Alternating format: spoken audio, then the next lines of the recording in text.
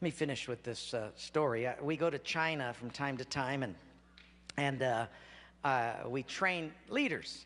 And this time we brought up 22 leaders from the Hunan province, and they rode 13 hours on a train to get to a hotel that they came up 2 by 2 in these elevators so as to not draw any attention. And then they got to a hotel room, a little apartment room. It's only about 700 square feet in the little living room, no air conditioning, hardwood floor, 22 sat there. I came in, and when you teach in China, you start at 8 in the morning and you don't get done till 5 at night. You teach the whole day. They were sitting there, all 22 of them, and I looked around and I said, now, if we get caught, what will happen to me? They said, oh, you'll get deported in 24 hours and we'll go to prison for 3 years. I said, you're kidding. How many of you have been in prison for your faith? Out of 22, 18 raised their hands. I thought, no way. I looked at him and I said, you 22 people, how many people do you oversee? Because they were all of these small group leaders, underground church leaders in the Hunan province. I said, how many, if you counted up all the people under your jurisdiction, how many would it be? And they counted them up, and they said, little over 20 million. I said, what? See, we forget there's 1.3 billion people in China. This is crazy.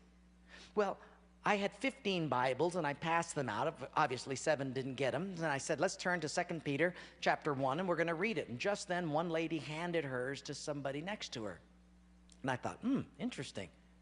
Well, we turned there anyway, and as we started reading it, I understood why she gave it away. She had memorized the whole thing. She just recited the whole chapter. When it was done, I went over to her at a break, and I said, you recited the whole chapter. She says, oh yes, I've memorized many chapters. I said, where did you memorize so many chapters? She said, in prison. I said, you have much time in prison. So I said, but don't they confiscate the Bible? She said, yes. So people bring in scriptures written on pieces of paper, and they bring it in.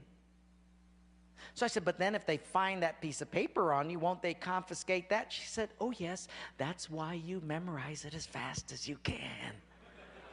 Because even though they can take the paper away, they can't take what's hidden in your heart. I thought, wow. Well, after 3 days, you fall in love with these people.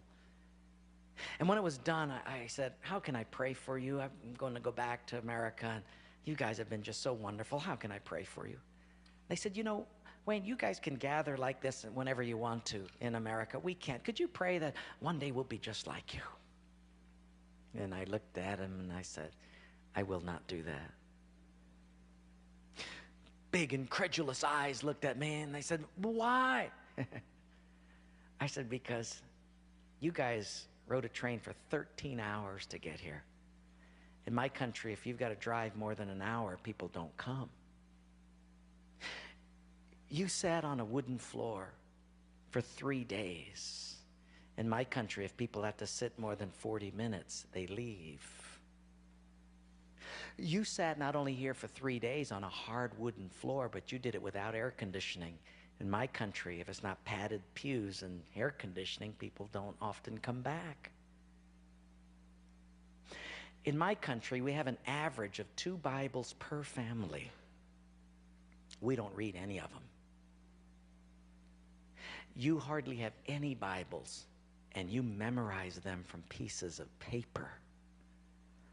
I will not pray that we become like, you become like us, but I will pray that we become just like you.